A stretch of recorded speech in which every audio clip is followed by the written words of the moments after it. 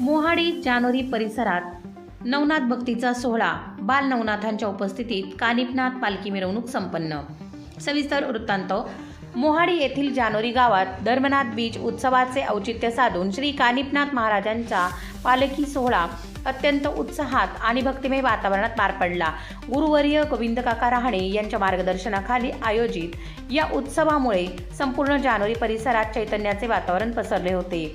उत्सवाच्या निमित्ताने ओम चैतन्य श्री कानिफनाथ मंदिरात सलग 3 दिवस नवनाथ ग्रंथ पारायणाचे वाचन करण्यात आले, ज्यामध्ये गावातील भाविकांनी मोठ्या संख्येने हजेरी लावली होती।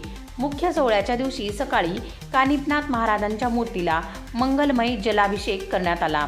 त्यानंतर होम प्रज्वलन आणि गुरुपूजनाचे विधी शास्त्रोक्त पद्धतीने पार पडले।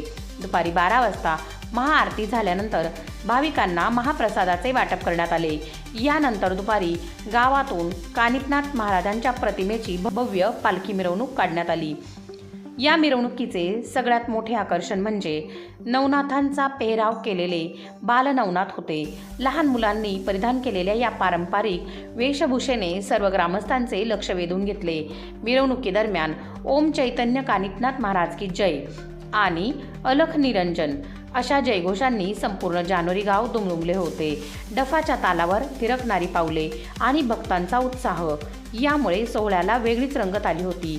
या धार्मिक कार्यक्रमात सुशीला रहाणे, शंकर ठाकूर, सोपान रहाणे, सोमनाथ रहाणे यासह परिसरातील अनेक मान्यवर आणि शेकडो भाविक सहभागी झाले होते। सायंकाळी जानोरी परिसरात जत्रेचे स्वरूप आले होते, जिथे रात्री उशिरापर्यंत भक्तिगीतांचा कार्यक्रम सुरू होता। शेवटी नाथांची आरती आणि नैवेद्य दाखवून या कार्यक्रमाची सांगता झाली। हा सोहळा यशस्वी करण्यासाठी जानोरी व परिसरातील कानिफनाथ महाराज भक्तगणांनी अथक परिश्रम घेतले। शौर्य रणरागिणी न्यूजसाठी पूनम टापसे उपसंपादिका।